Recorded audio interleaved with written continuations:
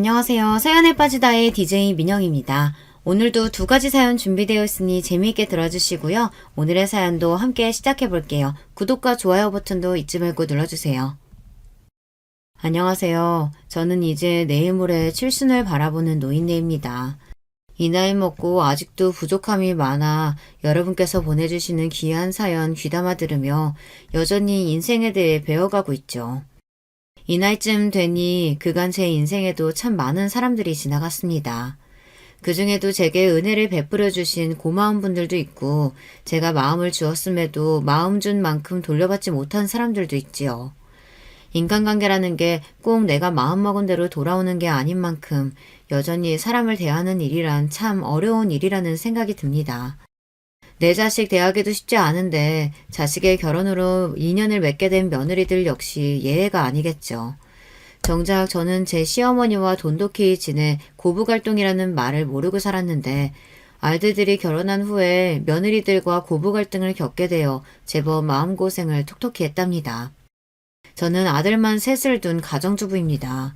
그중 막내 녀석은 결혼에 통 관심이 없어 늙은 어미 마음을 무겁게 만들고 있지만 위에 두 녀석은 늦지 않게 제 짝을 찾아 가정을 이뤘습니다. 처음 큰아들이 결혼하겠다며 며느리를 데려오겠다고 했을 때 기대감에 잠을 이루지 못했습니다. 사실 딸을 낳고 싶어서 자식을 셋이나 낳았었거든요. 끝끝내 아들만 줄줄이 나올 거라는 예상은 하지 못했지만요. 엄마, 며느리는 딸이 아닙니다. 엄마가 하도 딸에 대한 환상이 큰 걸 아니까 내가 높아지면 하는 말인데 옛날하고는 달라요. 서로 예의 지키고 선도 딱 지키고, 알지? 얘는 엄마 바보 아니다. 우리 어머님이 유별나셨던 거지. 우리 때라고 어디 시댁 식구들 좋아한 줄 아니? 그저 어른 공경하며 살아야 한다고 귀에 인이 박히도록 듣고 자라서 그런 줄 알고 산 거지. 아들 손자 얼굴 한번 더 보려면 그저 모시고 살아야지. 내 조심할 테니까 걱정하지 마라.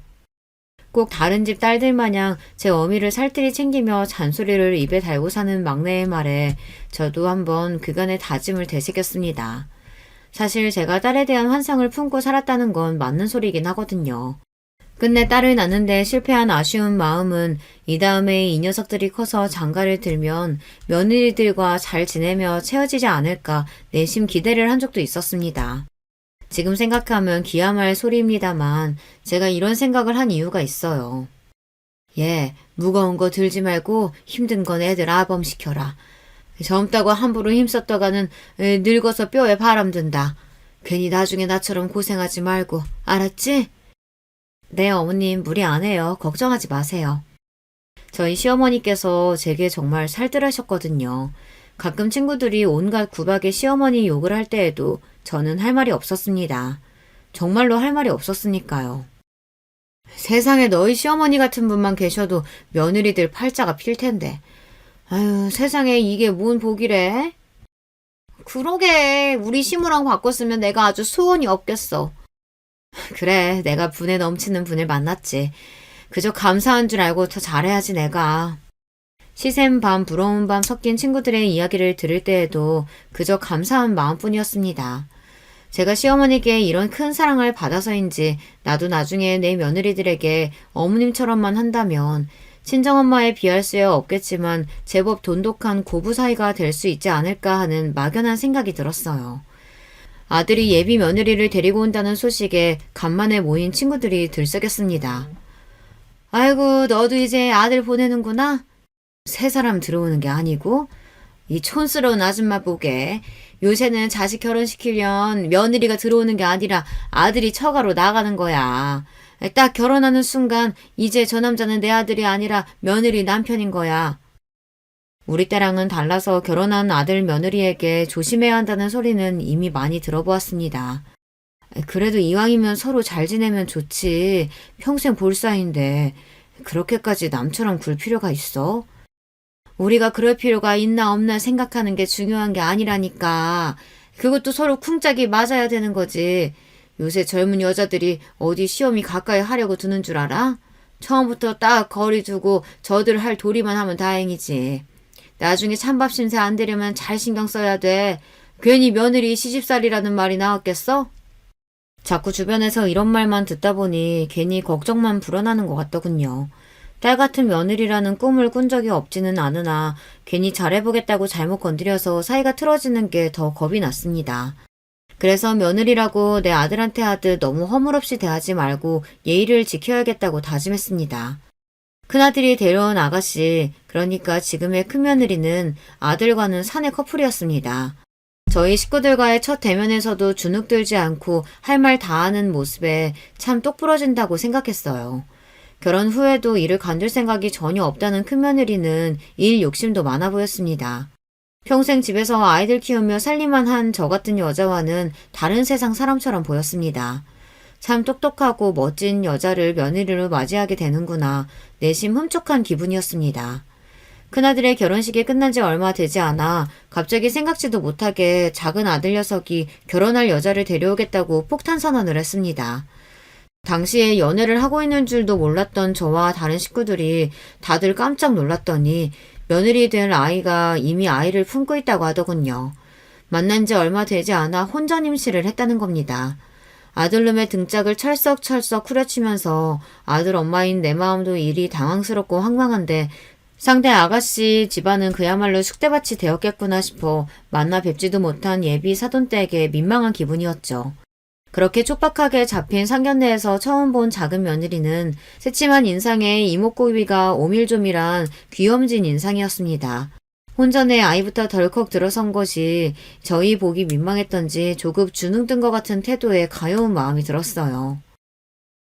나는 딱 그 시기에 입덧이 심해서 고생이었었는데 밥은 잘 먹고 있어요? 다른 걱정은 말고 그저 잘 먹고 잘 자고 건강하게만 지내요. 물어 더 상냥하게 대하려고 노력했습니다. 과정이야 어찌되었든 내 아들과 결혼할 사람이니 제게도 가족인 거죠. 후에 그 아이도 나를 가족으로 생각해줄지는 나중 문제였습니다. 그래도 제가 어른인데 먼저 좋은 모습을 보여야 한다고 생각했습니다. 사돈댁에서도 배부르기 전에 얼른 식을 마치고 싶어 하셔서 생각지도 못하게 한 해의 아들 둘을 한꺼번에 보내게 되었어요. 정말이지 정신없는 한 해였습니다. 저는 슬그머니 막내 녀석에게 말했습니다. 너도 데려올 사람 있으면 얼른 데려와라. 한꺼번에 둘도 해치웠는데 셋은 못하겠냐? 아이고 우리 어머니 또 김치국만 한 사발 들이키시네. 난 나 편한 대로 혼자 살 거니까 그런 말씀하지 마세요. 그놈의 결혼 안 한다는 소리, 막내를 가볍게 흙어보면서도 이 녀석까지 제짝 찾아 떠나면 마음이 많이 허전할 것 같다는 생각이 들었습니다. 아들 둘을 결혼시키고 새 며느리가 둘이나 들어왔지만 생각보다 며느리들을 볼 일이 그리 자주 생기진 않았습니다. 셋째 며느리는 직장생활로 여전히 바빴고 주말이라고 겨우 숨 좀 돌리고 쉴 땐데 편치도 않은 시댁에서 제대로 쉬지도 못하게 하고 싶진 않았거든요.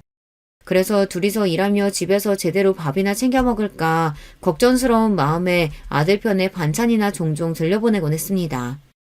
둘째 며느리는 임신 중이니 더 살뜰하게 챙겨야 한다고 생각했지만 안사돈께서 이미 거의 둘째네 집에서 살다시피 하고 계시는 터였어요. 나까지 들락거리면 애들도 애들이지만 안사돈께서도 눈치가 보이시지 싶어 일부러 찾아가는 건 더 자제했습니다. 가끔 둘째 며느리에게 전화로 뭐 먹고 싶은 게 있냐고 물어도 그저 없다고만 하길래 정말 먹고 싶은 게 있다 한들 가 시집와서 시어머니에게 말하기 쉽지 않겠다 싶어 저들 알아서 먹고 싶은 거 사 먹으라고 용돈을 붙여주었죠. 제가 굳이 의도하지 않았음에도 먼저 며느리를 본 친구들 말처럼 자연스럽게 거리를 두게 되더군요. 막상 며느리를 맞아보니 당초 제가 생각했던 것보다도 더욱 조심스럽게 대하게 되더군요. 딸 같은 며느리라니 역시 말이 안 되는 소리인가 보다 싶었습니다. 하기야 평생을 다른 사람이 키운 다른 집 자식인데 제가 쏠랑 빼와서는 제 딸 인형 구는 것도 참 웃기는 노릇이겠거니 그런 생각이 뒤늦게 들더군요. 그렇게 아직은 대면대면하게 지내던 둘째 며느리와 자주 보게 된 건 출산 이후였습니다. 갑작스럽게 생긴 아이인데다가 첫 아이이다 보니 처음 육아를 시작하는 며느리 입장에서도 정신이 없긴 했을 겁니다. 처음으로 며느리에게 도와달라는 요청을 받게 된 저는 거절할 수가 없었어요. 애초에 거절은커녕 오히려 조금은 기뻤던 것도 같습니다. 아들을 셋이나 키우고 골병 다 들었는데 이제 와서 손자까지 키울 셈이야? 적당히 처음 몇 번 거들어주고 씻어 구하라고 해.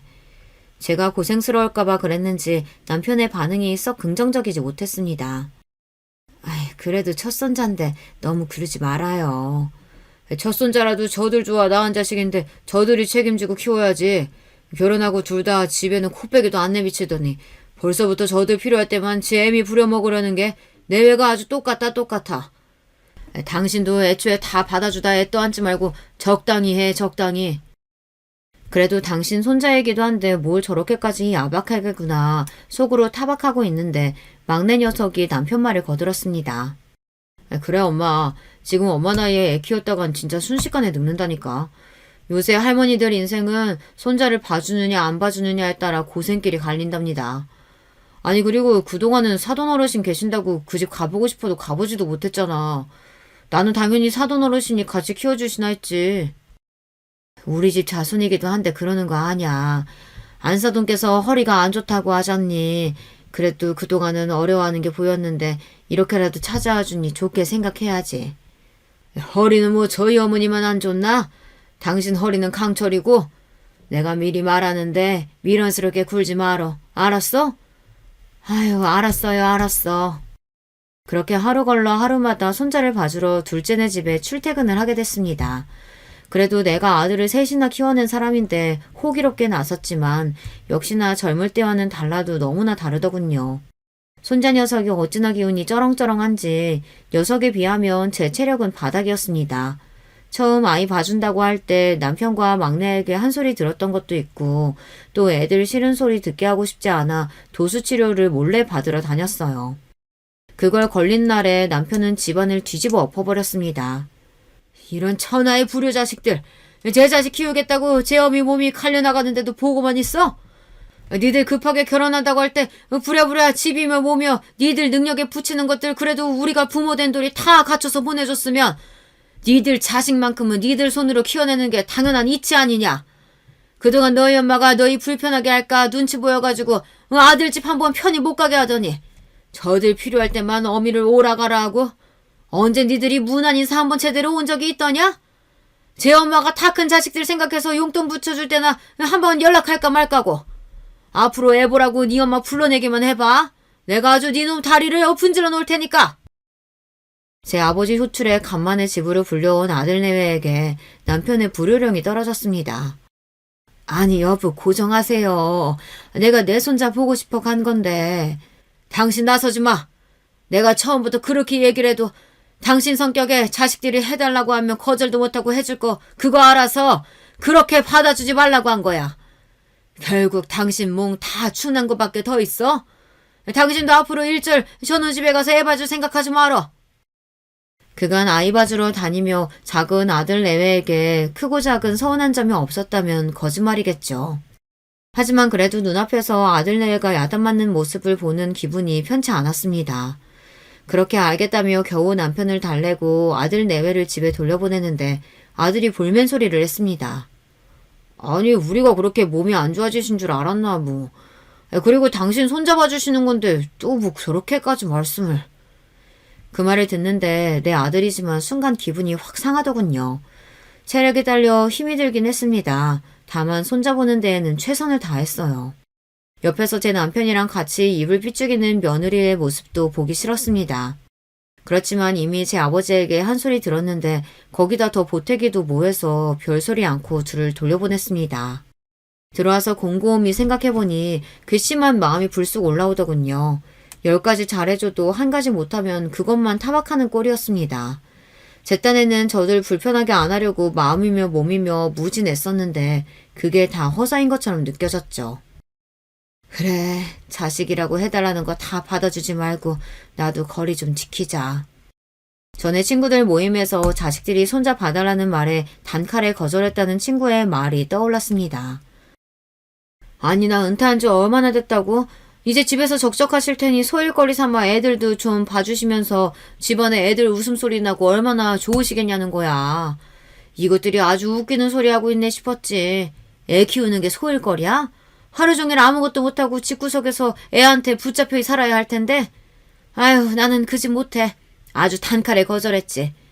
그랬더니 그거 뭐 그렇게 힘들가고 어쩌고 주둥이를 대빨 나와서 떠들어대기에 내가 아주 난리를 쳤어.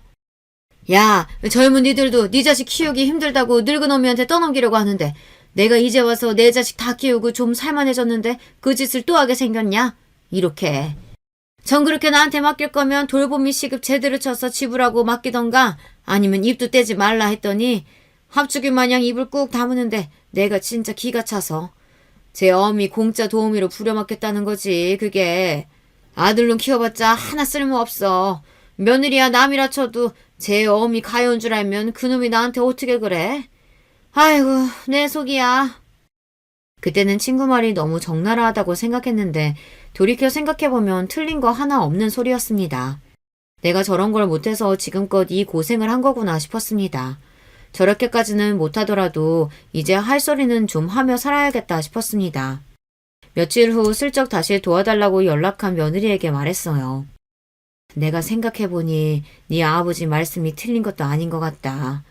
그간 내가 너희 고생스러울까봐 내가 할 수 있는 것들보다 더 무리해서 한 것도 사실이고 이러다 내 몸 축나면 오히려 아픈 놈이 부양한다고 너희들이 도로 고생스럽지 않겠니?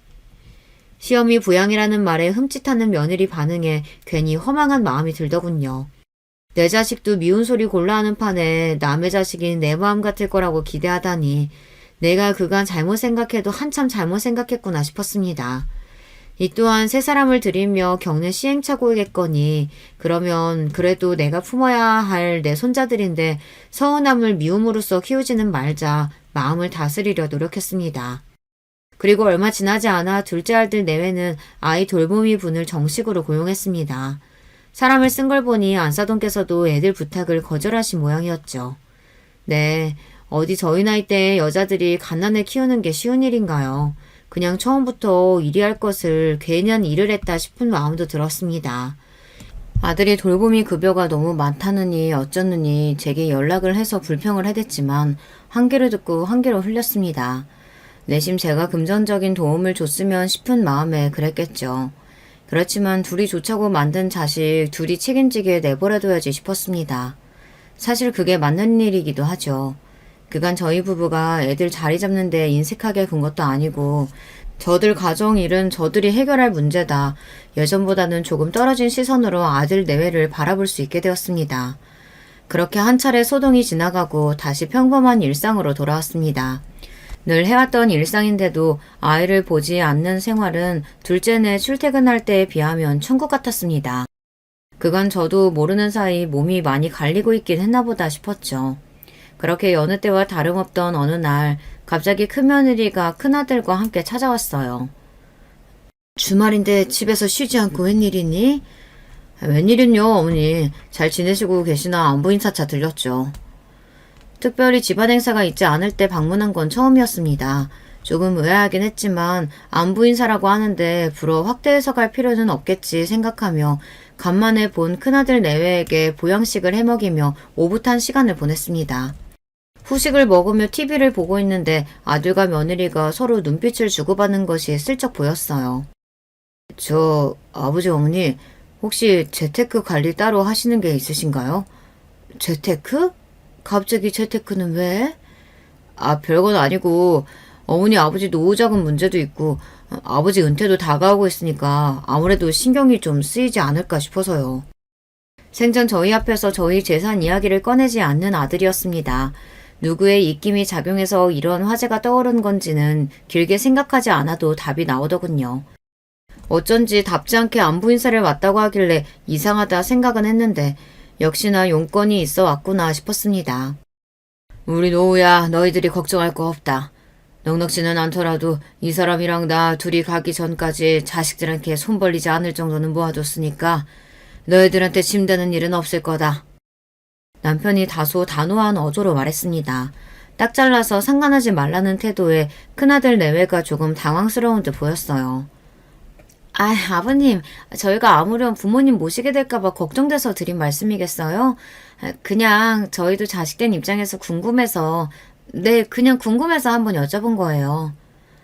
네, 아버지, 저희가 진작 신경을 썼어야 했는데 그러질 못해서 이제라도 신경 쓰려는 거니까 너무 서운하게 생각하지 마세요. 혹여 제 아버지 심기를 거스를까 내외가 황급하게 수습하는 모양새였습니다. 그렇게 이야기가 일단락되나 했어요. 남편은 먼저 방으로 들어가고 내일 찬거리를 정리하려고 주방에 들어가는데 큰며느리가 종종대며 따라 들어왔습니다. 왜, 뭐 필요한 거 있니? 아니요, 어머님.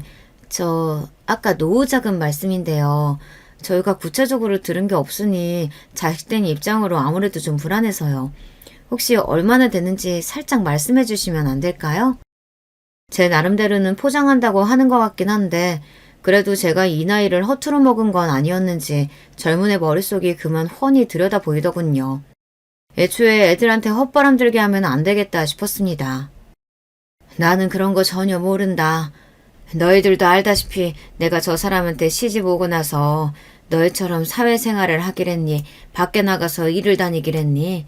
그저 집에서 너희 남편 키우며 살림하고 산 여자가 뭘 얼마나 알겠어. 그런 문제는 너희 아버지한테 따로 물은 적도 없고 전적으로 남편한테 맡기고 있으니 그 사람이 알아서 할 문제지. 좀 궁금하거든 너희 아버지한테 가서 한번 물어보던가. 저한테야 어떻게 한번 비벼볼만 하다 싶었는진 몰라도 저희 남편한테 이런 어설픈 수작은 씨알도 안 먹힐 일이었습니다. 그걸 아니 저도 제 시아버지에게는 차마 못 물어보고 저를 찔러본 거겠죠. 큰며느리의 표정이 떨떠름해졌습니다. 그렇게 예정에 없던 큰아들 내외의 방문이 있은 지 얼마 지나지 않아 큰며느리의 안부 전화가 전에 없이 잦아졌습니다. 어머님 잘 지내시죠?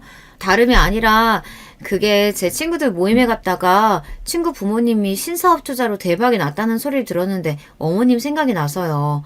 노후자금 마련하셨다고 해도 그게 그렇게 넉넉지 않은 거면 좋은데 투자해서 종잣도 불리면 아버님 어머님도 앞으로 생활하시기 훨씬 편하지 않으실까 싶어서요.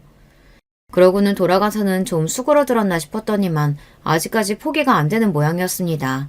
제 대답도 여전했죠. 전에도 이야기했지만 난 그런 문제는 일절 관여 안 한다. 나 같은 노인네가 그렇게 돈 굴리는 거에 대해서 뭘 알겠니? 정 네가 생각이 있거든. 나한테 이럴 게 아니라 너희 아버지한테 직접 이야기를 하래도. 아유 어머님 그래도 평생 같이 사신 어머님이 말씀하시는 거랑 제가 말씀드리는 거랑 어떻게 똑같겠어요. 저희가 보기에 놓치면 너무 아까운 기회라서 말씀이라도 한번 드려보는 거예요. 어머님이 한번 말씀드려 주시면 안 돼요? 너희 아버지가 내 말이라고 어디 들을 사람이니? 제가 생각한 게 있으면 평생 꺾인 적이 없는 황소고집 양반이신데 나는 간두련다. 괜히 그 사람 신경 어지럽혀서 집안에 분란 만들고 싶지도 않고 나도 다 늙어 지금 와서 내 분수에 넘치는 돈 욕심 부릴 생각도 없다. 너희가 생각이 있어서 자꾸 말하는 것 같은데 그러면 설득도 너희가 직접 할 생각을 해야지. 나는 못 들은 걸로 할 테니까 생각 있으면 제대로 준비해서 너희 아버지한테 말씀드리렴. 어머님 그래도... 큰며느리 목소리에 불만이 섞이는 게 느껴졌지만 그렇대도 별 도리가 없죠. 자식 녀석 둘이 번갈아가며 서운한 짓을 하다 보니 저도 아이들 대하기가 좀 껄끄러워지더군요. 그날 퇴근한 남편에게 푸념처럼 큰며느리와 있었던 일을 털어놓았습니다. 원래 부모 자식 간에도 재산이 끼면 그렇게 되는 거야. 그러니 자식이라고 당신이 마냥 퍼주려고만 생각하지 마라. 아휴, 안 그래요. 그래고 내가 뭐 퍼주고 싶어도 퍼줄 게 있나. 자꾸 노후자금이 어쩌니 투자가 어쩌니 긁는 걸 좀 봐. 저것들 다 나고 나면 당신 어지간히 들볶을 거야. 다른 사람들은 자식 안 이뻐서 미리 재산 안 떼어주는 거겠어? 얼마간만이라도 손에 쥐고 있는 게 있어야 자식한테도 부모 대우 받는 거야. 아휴, 자식한테 손 안 벌리고 늙어서 의탁하지 않으면 되는 거지 했는데 내 자식한테 재산 뺏기지 않으려고 아등바등 사는 것도 참 서글프다. 그쵸? 저들도 이제 지들 가정 꾸리고 나갔으면 제 식구가 가장 우선이니 그러려니 해야지. 이제 품 안의 자식 아니야. 우리도 우리 몫은 제대로 쥐고 있어야 돼. 남편의 당부를 들으며 부모 자식 간의 인연이라는 게 뭔지 허무한 마음에 한숨이 나오더군요. 말했듯이 제가 뭐 가진 것도 없습니다만 그거나마 잘 가지고 있어야겠다는 다짐을 했습니다. 그러고 얼마 지나지 않아 남편이 그간 평생 몸담아온 회사에서 만기 근속으로 퇴직을 하게 되었습니다. 평생 출근하는 남편의 옷 매무새를 정리해주며 집을 나서는 뒷모습을 지켜봐왔는데 그 시절도 다 끝났다고 생각하니 괜히 제 기분도 이상해졌습니다. 제 기분이 이런데 남편 기분은 오죽했을까요? 어지간해서는 아이들에게 귀찮을 만한 연락은 자제하는 편입니다만 이번만큼은 가족 모두가 남편의 노고를 함께 치하해줬으면 하는 마음에 온 가족을 소집했습니다. 저들도 직장 생활을 하고 있으니 평생 회사 다니며 저희들 뒷바라지한 남편의 수고가 어떤 의미인지는 잘 알고 있으리라 생각했습니다. 다들 군말 없이 집으로 모이더군요. 아버지, 그간 정말 고생 많으셨어요. 아버지, 정말 감사합니다. 이제 어머니랑 같이 좋은 거 드시고 좋은 곳 구경 다니시고 편히 지내세요. 제 노고를 알아주는 자식 녀석들 덕분인지 남편의 서운함도 조금 가시는 듯 했습니다. 그렇게 가족끼리 조촐하게 남편의 퇴직을 기념하는 식사 자리를 가지고 난 후 슬슬 저희 집으로 돌아가려는 아이들을 남편이 불러세웠습니다. 너희들 다들 이리 좀 앉아봐라. 무슨 일인가 싶어 다들 엉거주춤 자리에 앉았습니다. 내가 퇴직도 했고 본격적으로 너희 엄마랑 노후 생활에 들어가게 됐으니 그 전에 정리할 것들은 정리 좀 했다. 막내, 이거 받아라. 막내 아들이 제 아버지가 내미는 통장을 얼떨결에 받아들었습니다. 통장을 보자 두 아들 내외의 눈도 번쩍 뜨이더군요. 네 형들한테는 장가갈 때 이미 다 해준 거다. 너 자취한다고 독립할 때 네가 그간 번 돈으로 집안에 손 안 벌리고 해결했으니 너도 네 형들 받은 만큼은 받는 게 맞지. 통장 안의 액수는 어지간한 신도시 아파트 한 채 값은 되었습니다. 막내에게만 통장이 돌아가자 두 아들 내외의 눈이 팽팽 돌아가기 시작했습니다. 첫째 며느리가 물었습니다. 저 아버님, 막내 도련님만 주시는 건가요? 너희는 이미 받은 거 다 받지 않았냐? 너희 결혼할 때 신혼집 그거 다 내 주머니에서 나온 거다. 받을 거면 삼형제가 공평하게 받는 게 맞지. 그래도 아버님, 저희는 가정이 있고 애도 있는데 혼자 계신 도련님이랑은 입장이 다르죠. 네? 입장이 다를 건 또 뭐냐? 너희 자식 너희가 키우는 거야. 너희가 알아서 할 일이지. 저놈은 결혼 생각 없다고 하니 돈을 어떻게 쓰던 그거야 저놈이 알아서 할 일이고. 참고로 너 나중에 장가 간다고 해도 따로 주는 건 없으니까 그게 다니까 그리 알고 있어라. 두 아들 내외의 눈에 욕심이 차오르는 것이 보였습니다. 이거 괜한 분란 되겠다 싶어 저는 얼른 덧붙였습니다. 이제 너희들한테 나눠주실 건 다 나눠주셨으니 우리한테 남은 거라고는 우리 남은 여생 보낼 이 집 한 채가 전부다. 너희는 아버지가 미리 주신 집에서 감사하는 마음으로 너희 가정 잘 꾸리면 되고 막내 너는 너대로 아버지께 감사드리면 그만이야. 앞으로 변할 건 없어. 갑자기 온 가족의 시선을 한 몸에 받게 된 막내 아들은 생각지도 못하게 받은 재산에 얼떨떨해 하면서도 감사 인사를 전했습니다. 아버지, 어머니 감사합니다. 이렇게 큰 돈 물려주시리라고는 생각도 못했는데 평생 고생해서 버신 돈이라는 거 잘 알고 있습니다. 호투를 쓰지 않을게요. 그래, 그거면 됐다. 사실 너만 불러서 해결해도 될 일이긴 한데 다들 알고나 있으라고 같이 있을 때 준 거다. 보면 알겠지만 누구한테 더 돌아갈 것도 없이 공평하게 나눠줬으니까 나중에 딴소리하거나 분란 만들 생각은 말고. 그럼 이만 다들 가보거라. 오늘 와줘 고맙다. 남편은 그 말을 끝으로 자리를 떴지만 두 아들 내외는 그야말로 폭탄을 맞은 꼴이었습니다. 어머님, 이거 어머님도 알고 계신 거였어요? 저 양반 저렇게 독불장구처럼 구는 게 어디 하루 이틀이니? 나도 몰랐어. 몰랐다 한들 틀린 말도 아니지. 너희보다 더 챙겨주신 것도 아닌데 이리 소란뗄 거 없다. 다들 그만 가봐. 쑥덕대는 며느리들을 남겨두고 방 안으로 들어갔습니다. 제 자식들에게 폭탄을 떨궈놓고 태연하게 신문을 뒤적이는 남편을 보니 저도 좀 기가 차긴 하더라고요. 아니, 당신 이럴 거면 미리 귀뜸이라도 좀 해주던가. 나도 얼마나 당황스러운지 알아요? 당신도 이리 와서 좀 앉아봐. 이 사람이 또 무슨 사람 기함할 소리를 하려고 일어나 싶어 쳐다봤더니 남편이 서랍에서 서류 봉투를 하나 꺼냈습니다. 이게 뭔데요? 열어봐. 제가 본다고 뭐 안 와요. 건축물 대장이라고 쓰인 서류에서 다른 것들은 복잡해서 못 알아보겠고 그나마 알아본 게 소유자 성명이었습니다. 거기 제 이름이 떡하니 쓰여 있었으니까요. 여보, 이게 뭐예요? 내 앞으로 되어 있던 건물 소유자 당신으로 돌려놨어. 아니, 그러니까 그걸 왜 내 앞으로 돌려놨는데? 거기다 이 건물은 또 뭐고? 당신 건물 가지고 있었어요? 그간 제가 집안 재산에 크게 신경을 안 쓰긴 했나 봅니다. 뜬금없이 제 앞으로 된 건물의 등장에 어안이 벙벙해졌습니다. 말이 건물이지 촌동네 읍내에서 조망만한 2층짜리 상가 건물이야. 그게 돈 될 만한 건 아니고 고향 친구가 나중에 시골 내려와 살 생각 있으면 하나 사두는 게 어떻냐고 해서 주식으로 조금 이득 본 돈 넣어서 사둔 거야. 진짜 얼마 안 돼. 당신 귀노 갈 생각이었어요? 당신이나 나나 농사라곤 지어본 적 없는 사람들이 귀농은 무슨. 그냥 고향 근처 매물 있다길래 크게 오를 일은 없어도 떨어질 일 없어서 적금 대신이라고 생각하고 가지고 있었어. 그러면 당신이 계속 가지고 있을 일이지 왜 내 앞으로 해준대요?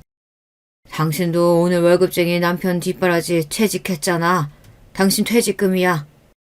생각지도 못했던 남편의 말에 말문이 턱 막혔습니다. 남편과 아이들 뒷바라지하는 건 평생 당연히 해야 할 제 소임이라 생각하며 살아왔습니다. 물론 살면서 남편과 아이들에게 주부로서 소홀히 대접받은 것 같다는 서운함을 느낀 적이 없었다고는 할 수 없겠지만 크게 굴곡 없이 남편 그늘 아래에서 큰 고생 모르고 살아왔습니다. 그런데 평소 무뚝뚝하기 짝이 없었던 남편에게 이런 소리를 다 듣게 되고 돈도 돈이지만 그간의 제 노고를 인정받은 기분이었어요. 괜히 울컥 눈물이 치솟았습니다. 어떻게 나는 이런 건 생각하지도 못했는데. 그간 말은 안 했어도 다정한 말 한마디 제대로 할 줄 모르는 남편의 아들놈 셋까지 뒷바라지 한다고 당신 고생 많았어. 저도 말하면서 머쓱해하는 남편을 보니 또 웃음이 터졌습니다. 그렇게 제가 어느 정도 마음을 추스리자 남편이 제게 단단한 다짐을 받아냈습니다.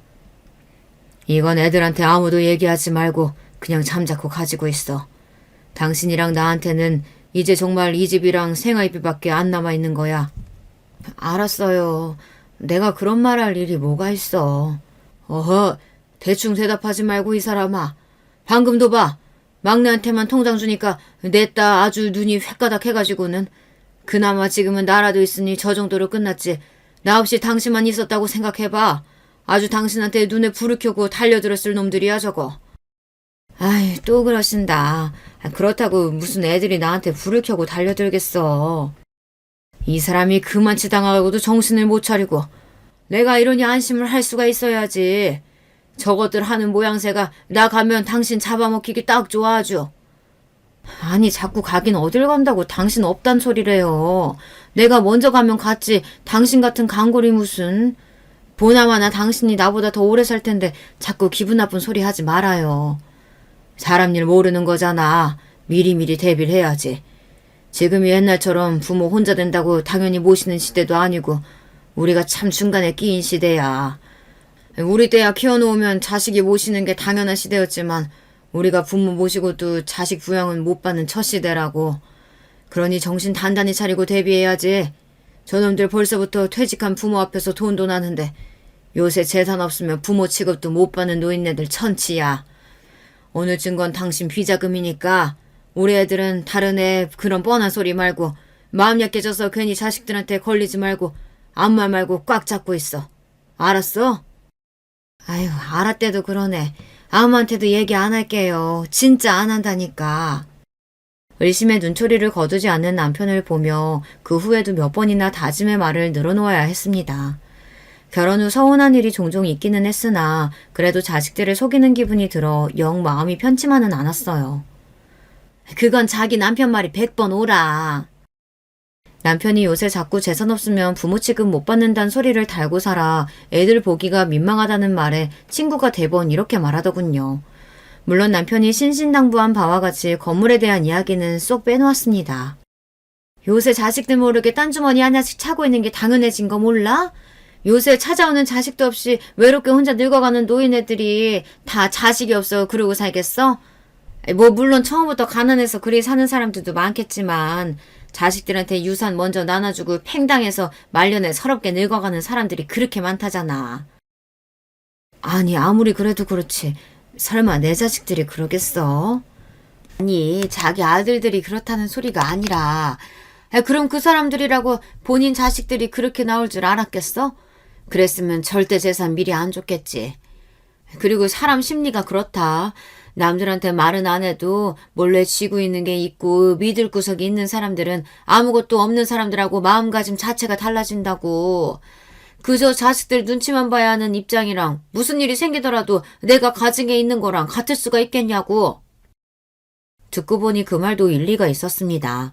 아무렴야 손에 쥔 것 없는 무일푼보다야 뭐라도 가진 게 있는 게 낫기야 하겠죠.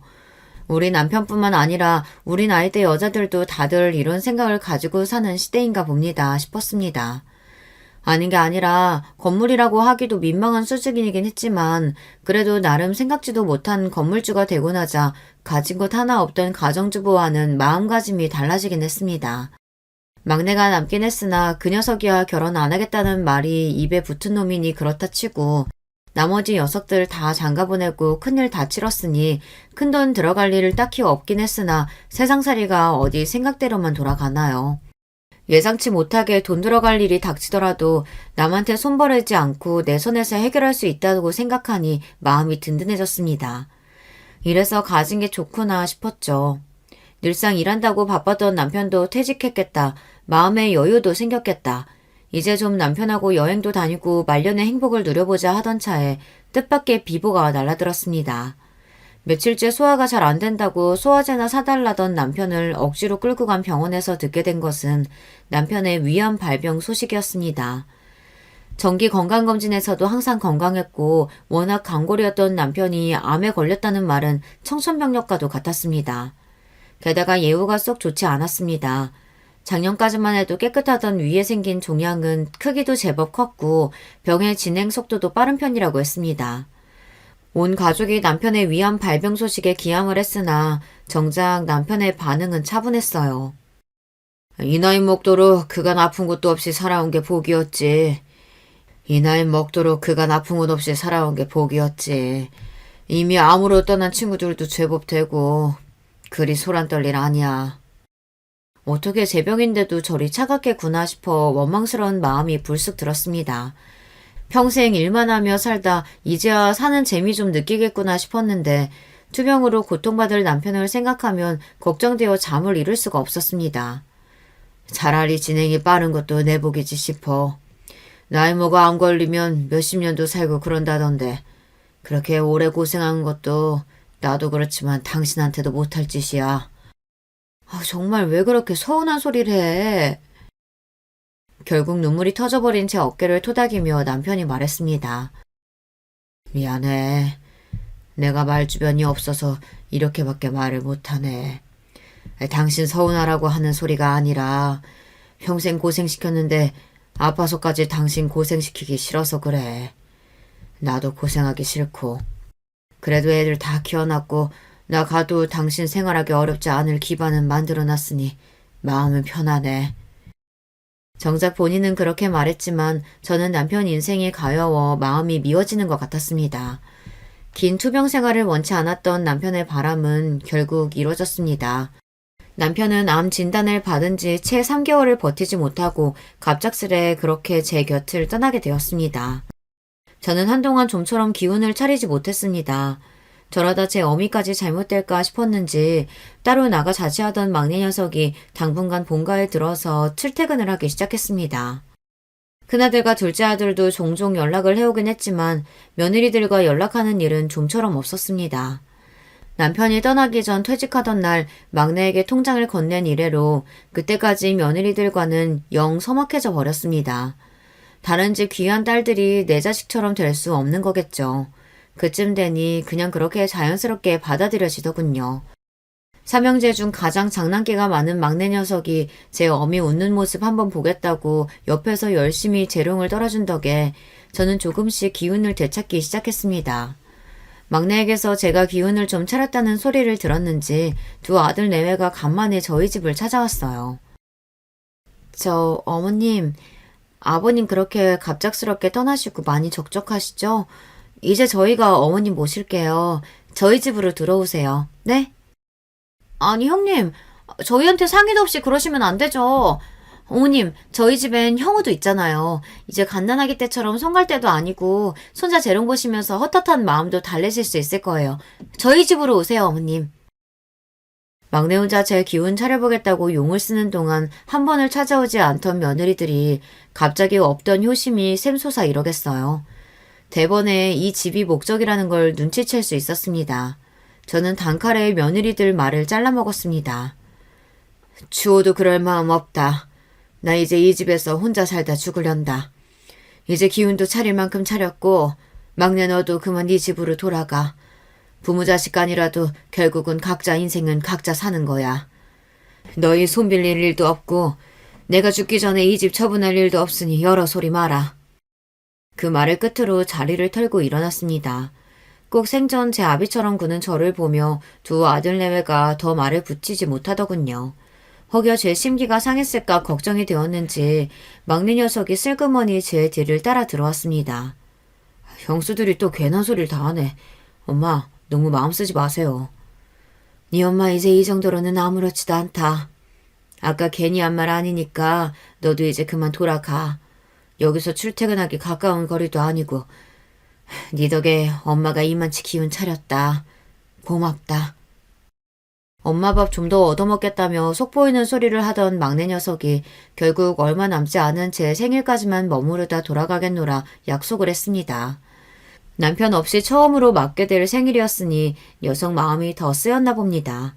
딱히 생일을 챙기고픈 마음이 들지 않았으나 이렇게 해서라도 막내 녀석 마음의 짐이 좀 덜어진다면 그것 또한 나쁠 것 없다는 생각이 들었어요. 엄마, 오늘 진짜 맛있는 거 먹어요. 형들이랑 형수님들 같이 저녁 먹기로 했어. 오늘 우리 엄마 좋아하는 대게 먹자, 대게. 제 기분을 좋게 해주려고 짐짓터 호들갑을 떠는 막내가 만든 저녁 자리임이 틀림없었습니다. 간만에 저도 기분 전환하고 싶은 마음이 들어 녀석을 데리고 대낮부터 외출을 했습니다. 백화점에서 쇼핑도 하고 오랜만에 영화도 한 편 보았죠. 간만에 외출이다 보니 금세 다리가 아파왔습니다. 예, 엄마 다리 아프다. 예약한 식당 먼저 가서 앉아서 기다리자. 아직 시간이 좀 이르긴 한데 그럼 그러자. 가요. 약속 장소인 식당에 들어갔더니 룸을 예약해뒀더라고요.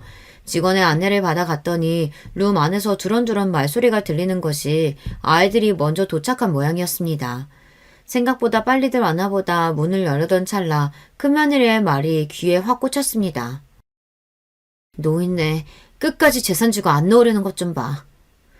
그 노인네가 누구인지는 굳이 제가 설명할 필요 없겠죠. 옆에 있던 막내 아들이 사색이 되었습니다. 이내 작은 며느리가 맞장구를 치더군요. 그러니까요, 형님. 죽을 때 재산 싸들고 가는 것도 아닌데 무슨 고집을 그렇게 부리시는지. 이내 화가 나서 얼굴이 시뻘개진 막내가 문을 열려고 했으나 제가 막았습니다. 그러고는 말없이 통화 버튼을 눌렀어요. 재산이라고 뭐 대단한 거 있는 것 같으면 생색내는 게 이해라도 가지.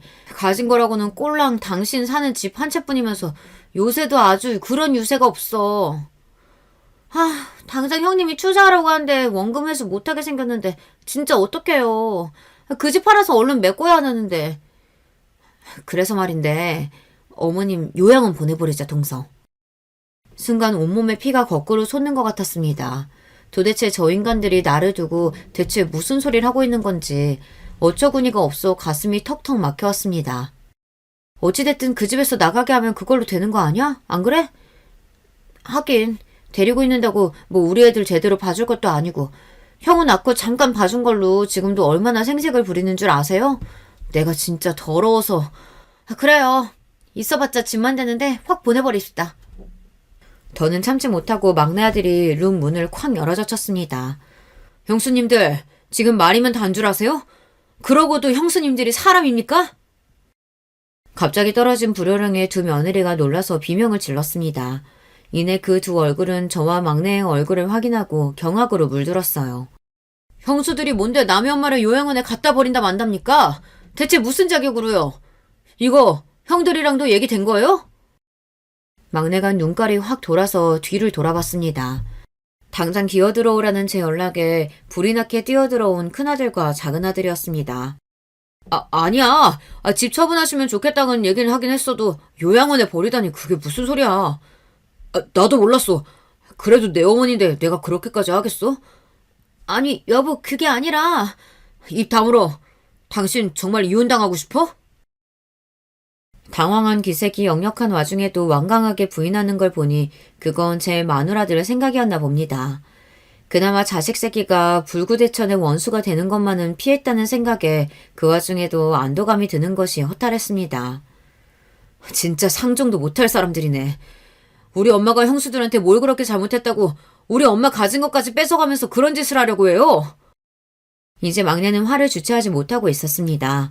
저 대신 있는 대로 화를 내주는 막내를 보니 도리어 제 머리가 차가워졌습니다. 너 그렇게 열을 릴 것 없다. 엄마, 이거 이렇게 넘어갈 일 아니야. 도대체 우리 집을 뭘로 보고 똑똑히 사과 받아야 한다고. 저 사람들 사과가 뭐 그렇게 의미가 있겠니? 마치 남처럼 이야기하는 제 태도에 오히려 두 아들 내외의 낯이 시퍼렇게 질렸습니다. 네, 이 꼴을 당하고서야 비로소 저들을 남처럼 대할 수 있더군요. 남보다도 못한 짓을 하는 사람이니 어쩌겠어. 남보다도 못한 사이가 되는 수밖에. 제 말에 두 아들놈이 제 앞에서 털썩 무릎을 꿇고 주저앉았습니다. 엄마 아니야. 설마 아니 우리가 어떻게 엄마한테 그렇게까지. 진짜 아니야. 어머니 죄송해요. 진짜 잘못했습니다. 잘못했어요. 눈물을 떨고는 아들들을 쓱 한번 쳐다보고는 시선을 며느리들에게 돌렸습니다. 그간 같지도 않은 늙은 여자를 어머니라 부르느라 고생들 하셨네. 이제 그럴 필요 없으니 서로 구차하게 얼굴 보지 말자. 나는 이제 자식은 얘 하나라고 생각하고 살 테니 너희들은 너희 알아서 살아라. 따로 소식 전할 필요도 없다. 어머니 그게 아니라. 더 듣지도 않고 막내를 이끌고 돌아서다 한마디 덧붙였습니다. 재산이라고는 사는 집 한 채가 전부인 노인네라 했던가? 내가 이래봬도 건물주거든. 헤어지는 마당에 굳이 알릴 필요는 없다만 뭐 어차피 너희들이랑은 상관없는 재산이니 내가 쓸데없는 소리를 했구나. 이런 꼴까지 보인 마당에 행여나 추잡스럽게 내 건물에 침 흘리고 그러는 건 아니겠지? 일부러 저것들 속 뒤집으라고 한 소리니 그 말에 속이 뒤집히는 꼴을 가소롭게 한 번 더 눈에 담곤 식당을 나왔습니다. 엄마 괜찮아? 제 눈치를 보며 쩔쩔매는 막내에게 다짜고짜 물었습니다. 너 휴가 언제냐? 응? 우리 해외여행 가자. 엄마가 내줄게. 내가 쓰지도 않고 재산 끌어안고 살 이유가 없네. 엄마 해외여행 가고 싶어. 너무 화가 난 나머지 우리 엄마 정신이 횟가닥한 건지 의심스럽게 바라보는 막내 녀석에게 말했습니다. 엄마 괜찮아. 저렇게 적나라하게 말하는 걸 코앞에서 듣게 될 줄은 몰랐어도 네 형수들 몇몇이 저렇다는 건 진작 눈치채고 있었으니까. 그래도 우리 집에 들어왔으니 그저 내 자식이다 하고 품어야지 미련 떨던 걸 이제야 떨쳐낸 것뿐이다.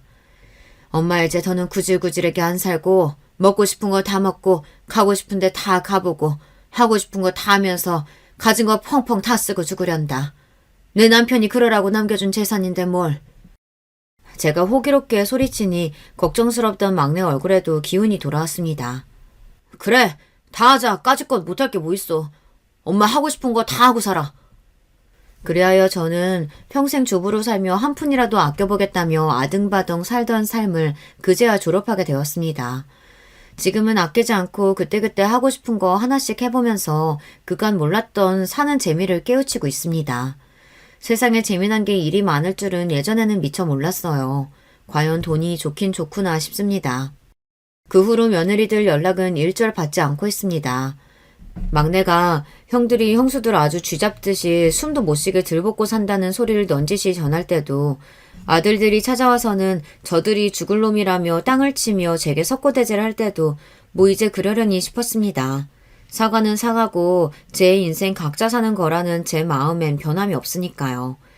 저런 철을 고른 것도 결국에는 제 놈들의 선택이니 제 놈들 인생은 각자 알아서 헤쳐나갈 일이죠.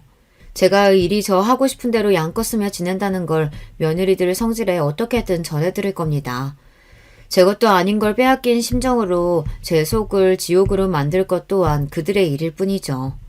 자식들에게 평생을 바친 저이지만 이 나이를 먹고서야 자식들보다 내 행복이 제일이라는 것을 깨달으며 살아가는 하루하루입니다. 제 온 마음을 다한 자식들에게 실망한 마음이야 쉽게 치료될 수 없는 부분이지만 자식을 향한 무조건적인 희생이 꼭 답이 아님을 이제는 압니다. 여러분들도 저처럼 늦기 전에 제 인생의 가장 중요한 사람은 자신임을 깨달으셨으면 합니다. 현명하신 여러분들이야 이 노인네보다 훨씬 좋은 결정을 하시겠지만요. 그러면 긴 이야기 들어주심에 감사드리며 이만 줄이겠습니다. 여러분 안녕하세요. 저는 서울 사는 40대 여자입니다. 매번 듣기만 하고 저도 이렇게 제보하게 될 줄은 몰랐어요. 여러분은 가족이 무슨 의미인가요? 사실 교과서에 나오는 것처럼 가족이 항상 도움이 되는 존재는 아니잖아요. 다들 크고 작은 문제를 하나씩은 가지고 있다고 사람들이 그러더라고요. 겉으로 볼 땐 아무 문제가 없어 보이는 가족도 막상 깊게 대화하면 말 못할 문제들이 있는 가족이 대부분이죠. 안타깝게도 우리 가족은 겉모습으로만 봐도 문제가 많은 집이랍니다. 오늘 제보할 사연도 우리 가족에 관한 내용입니다. 어릴 때부터 문제가 많았던 우리 가족은 제가 학교에 들어가기 전부터 난리였어요. 이유는 아빠의 유흥이었습니다. 아빠는 엄마가 식당에서 힘들게 벌어온 돈을 도박에 쏟았거든요. 내가 진짜 도저히 당신하고는 못 살아. 나 이렇게 살다간 죽을 것 같다고. 제발 정신 좀 차리고 똑바로 살아. 어머님도 당신 버렸잖아. 그래, 나 부모가 버린 자식이다. 그럼 당신도 나 버리든가. 나도 사는 게 사는 것 같지가 않다고. 어떡하라는 거야? 나가서 돈을 벌라고. 내가 힘들게 일해서 벌어와도 당신이 다 쓰잖아. 우리 현지랑 은지 먹이려고 버는 돈을 당신이 쓰면 어떡하냐고. 전생에 내가 도대체 무슨 잘못을 했길래 당신하고 이러고 사는 건지 속 터져. 이렇게 집에서 기를 죽이는데 내가 밖에서 일을 어떻게 하니? 그렇게 당신이 잘났어? 누가 보면 당신이 돈 1,000만 원을 벌어오는 줄 알겠다. 엄마 아빠는 매일 싸우는 게 일이었어요. 아직 제대로 학교에 들어가기 전이라 어렸던 저는 엄마와 아빠가 부부싸움을 하면 이불 속으로 들어가 숨었던 기억이 나요. 저한텐 언니가 한 명 있었는데 연년생이었습니다. 언니랑 전 둘이 이불 속에서 서로 끌어안고 긴 밤을 지내곤 했죠. 심지어 부모님이 너무 심하게 싸우면 저희는 둘이 한밤중에 집 밖으로 나가기도 했어요. 옆집에 살던 제 친구 지영이 어머님이 그런 우리 자매가 안쓰럽다며 안에서 재워주기도 했죠. 그러던 어느 날이었습니다. 은지야, 현지야, 잠깐 일어나봐. 쉿, 조용히. 아빠 깬다. 뭐야? 엄마, 나 졸려. 응? 엄마, 왜 그래? 은지야, 현지야. 엄마가 딱 10밤, 아니야, 100밤만 자면 데리러 올게. 알겠지? 조금만 기다려. 엄마가 미안해. 그래도 울지 말고 엄마 기다리고 있어. 꼭 데리러 올게. 응? 엄마 어디가? 안 돼. 엄마 가지 마. 쉿. 은지랑 현지 너희들이 꼭 의지하고 버티고 있어. 알겠지? 엄마 안 돼 엄마. 엄만 저와 언니를 한밤중에 깨워 돌아온단 말을 남기고 그대로 집을 떠났어요. 술에 취해 잠든 아빠가 깰까봐 두려워 언니와 전 숨을 죽이고 울 수밖에 없었습니다. 그 뒤로 잠에서 깬 아빤 엄마 욕을 하며 집안 살림을 부수기 시작했어요. 너희 엄만 배신자야. 어떻게 이럴 수가 있어? 자식들을 버리고 가는 게 말이나 되냐고. 엄마가 없으니 집의 경제적 상황이 더 나빠지기 시작했죠. 엄마가 벌어오는 돈으로 생활했는데 엄마가 집을 나갔으니 들어오는 돈이 없었습니다. 급기야 월세가 몇 달이나 밀리자 집주인 아저씨가 와서 집 앞에서 아빠와 싸우기도 하셨어요. 전기와 수도도 끊기고 언니와 전 배가 고파 울기도 했죠. 그런 우리 자매가 안쓰럽다고 동네에서 밥을 먹고 가라고 하셨던 이웃들에겐 아직도 감사한 마음이 들어요. 이런 상황이 지속되자 아빤 도저히 안 되겠다고 생각하셨는지 우리를 데리고 친할머니 집으로 가게 됐습니다. 전 사실 그때까지도 친할머니의 얼굴을 본 적이 없었어요. 친가뿐만이 아니고 외가도 본 적 없었습니다. 나중에 귀동냥으로 알게 된 사실은 아빤 부잣집에서 태어났대요. 그래서 가난하고 친정도 없는 엄마와 결혼한다고 했을 때 할머니의 반대가 매우 심했다고 합니다. 집안 반대에도 불구하고 결혼한 아빤 언니와 제가 태어날 때까지 사고를 그렇게 쳤다고 해요. 그럴 때마다 할머니에게 돈을 달라고 했고 보다 못한 할머니가 아빠와 연을 끊었다고 하더라고요. 제가 아주 어릴 때, 그러니까 신생아 때는 나름 할머니와 교류를 했다고 하지만 그 뒤론 아빠가 친가와 연을 끊어서 전 할머니의 얼굴을 모르고 있었던 거죠. 사모님, 아이들이 집 밖에 있어서 데리고 왔는데 아휴, 막내 도련님은 안 계셨어요. 아이들만 놓고 바로 간 것 같아요. 어떡하죠? 아빠는 언니와 저를 할머니 댁 앞에 버려두고 그대로 떠났어요. 엄마처럼 언제 온다, 데리러 오겠다, 그런 약속도 하지 않았죠. 처음 본 할머니는 매우 무서웠어요. 전혀 인자하거나 따뜻한 모습은 보이지 않았습니다. 언니는 옆에서 울음을 터뜨려 울고 있었고 전 오히려 너무 긴장해서 잔뜩 겁에 질린 상태였습니다. 일단 애들 씻기고 뭐라도 먹이세요. 네, 알겠습니다. 얘들아, 이리 올래? 아줌마가 씻겨줄게. 어휴, 옷이 이게 뭐야? 태어나 처음 보는 할머니의 집은 아주 컸어요. 원래 부모님과 살던 쪽방과는 비교할 수도 없었습니다.